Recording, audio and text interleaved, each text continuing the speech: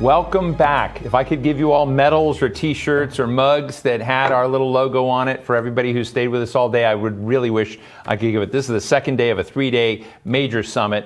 So welcome back to the Sustainability Imperative, and thanks for joining us for the third track today, Investing in Sustainability. Really, really great to have my awesome colleague, Julia Manchester, back with me. Hi, Julia. Hi. Greetings. High five. Greetings. COVID correct. In this segment, we will discuss how green investments can shape our future with leaders in the sustainable agriculture, financial, and building space. And I got to tell you, we're going to talk to someone in just a moment who's super cool on this front. I'm amazed at what he's been doing. I'd like to thank our sponsor, the American Investment Council, for its support of this session. You can tweet us at The Hill Events using the hashtag #TheHillSustainability. We're broadcasting live, taking questions. Send them our way. If you experience any trouble with the live stream, please refresh the page. I am sure it will solve all your problems. So thanks very much for that. Joining me now is Viraj Puri, co-founder and CEO of Gotham Greens, a pioneering company in indoor agriculture and fresh food. Gotham Greens operates 8 hydroponic greenhouse facilities in cities across the country. Viraj, I've just been reading and looking at all the stuff you've been doing, and I feel completely ignorant that I didn't know about it before because it's so fascinating. And so why don't you tell the story of what Gotham Greens is accomplishing indoors? Well, great to be with you guys. Thanks for having me. And yes, for the last 10 years, our company has been on a mission to transform how and where fresh produce is grown. Not a lot of consumers think about fresh produce or even just about our agricultural system, but farming is the largest consumer of land on the planet. It's the largest consumer of fresh water. It's responsible for about 20% of global carbon emissions. So if we're serious about sustainability and climate change, we really need to be looking at agriculture and the intensive resource use. So our company set out about 10 years ago to try to transform one portion of that produce supply chain. And what we do is we build and operate high-tech greenhouse facilities to produce fresh produce. And we now today operate one of the largest and most technologically advanced network of these indoor growing operations in North America. We have greenhouses in New York and Illinois, Rhode Island, Maryland, Colorado, and soon to be California. And we basically provide consumers with clean, safe, and sustainably grown product that is produced in such close proximity to where they live. And as a result, that product is more nutritionally dense, longer lasting, fresher tasting. And ultimately, for the various businesses in the supply chain, we provide a lot more surety of supply, a lot more reliability and consistency. Viraj, so I love the pictures that we just ran of the different sites there. And please excuse my naive questions. But when I see a building like yours in Brooklyn, all I can think about is what the rent costs. And so when I think about rent, you're building, brick and mortar, but you're in a new economy. And what you're growing looks beautiful. Can a guy like me afford it? Or can somebody not like me afford it? You certainly can. Once you factor in all the transportation costs, distribution costs of product that's grown overseas or predominantly on the West Coast of the United States and then has to be transported across the Midwest and the East Coast, our products reach price parity on the shelf with consumers. So if you were to walk into one of your local supermarkets or shop online, you would find our products very competitively priced compared to the incumbent sort of legacy products. And we've been very creative with our real estate solutions. We've been able to really repurpose industrial sites in and around cities across the country to find sort of lower cost real estate that's maybe not well suited to housing or retail or industrial, but is well suited to our very specific type of building type. We've done a few very unique projects that are actually on rooftops of industrial buildings where rents can be quite cheap because rooftops are not really a mature asset class. But our larger facilities are just on the edges of large cities like Chicago and Denver and Baltimore, where we can get reasonably cost real estate. So I don't know if you're self-financed, whether you have investors, whether you're on the market. I don't know how you're, it takes capital to do what you're doing. And we have been talking to the investment community as part of this broad discussion. So without my knowing how you're invested, I'd love to just hear the elevator pitch, if you do have investors, on how you got them hooked. Yeah, we do. We've raised, it is a capital intensive business, as you point out. Our company's raised about $130 million until date, a combination of private equity and debt financing. But we've been able to demonstrate really strong unit economics within these facilities. These facilities are highly productive. So what we are able to produce in 1 acre of our greenhouse facility would require over 30 acres out in the field. So we are able to generate very strong revenues per square foot of greenhouse that we build.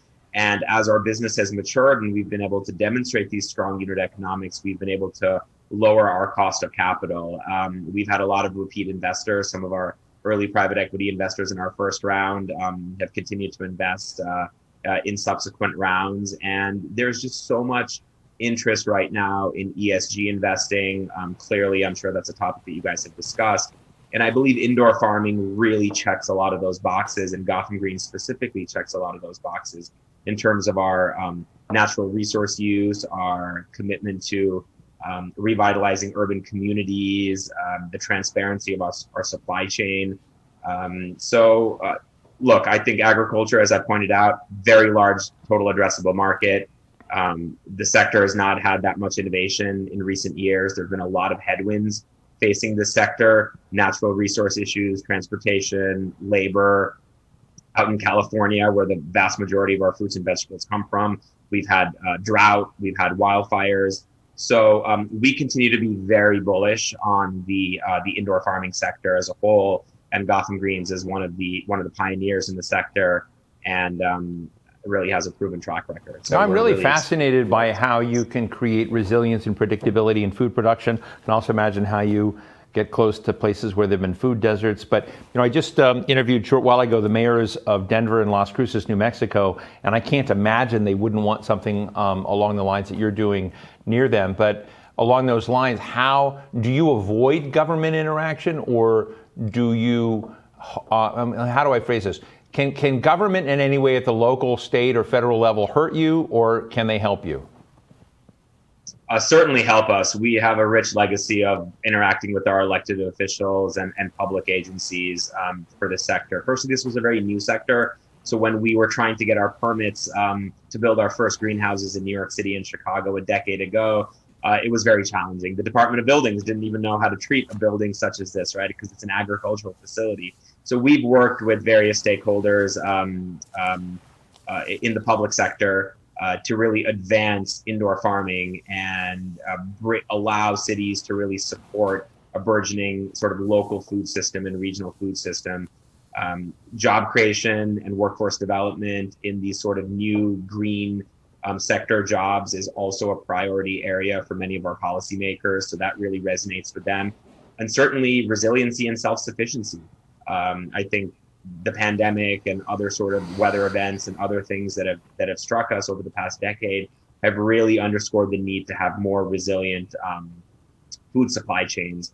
So we have great relationships with many of the elected officials and policymakers in the regions where we have facilities. Viraj, did you do okay? Just finally, did you do okay through the pandemic? I interviewed Jose Andres, some other major chefs, people who were working, philanthropically with, restaurants and other places in the store. And so they were concerned at what point on the front end of the pandemic that America's food chain and supply chain was breaking down, and you had gluts in certain places and undersupply in others.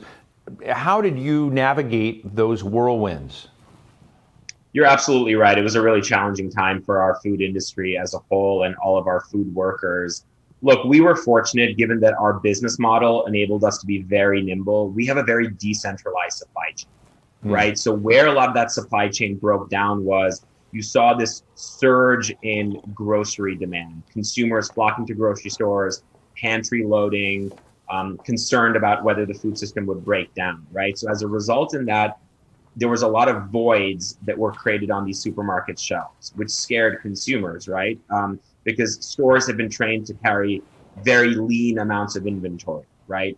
So a lot of our retail customers were calling us to say, look, we can't order a truck full of product from California because by the time we order it and it gets here, it's going to be 3, 4, or 5 days later. Can you guys make some extra deliveries? And that's really what we did. So our sales grew over 70% last year on year. And I think it's because we have this very decentralized supply chain.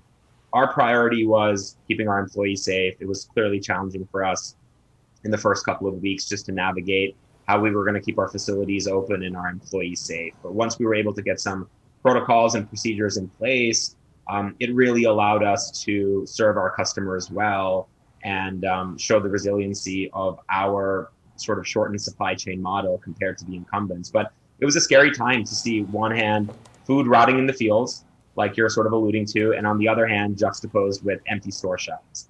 And I think just the whole episode has again underscored the need for more resilient supply chains. And I think our form of farming is one such solution that could address that issue. Well, listen, I'm totally intrigued. Do you sell it? Do you distribute it with your brand on it? We do. Our products are available under the Gotham Greens brand in nearly 40 U.S. states, primarily lettuces, leafy greens, herbs, as well as other products like salad dressings and cooking sauces that you'll find in your local grocery store.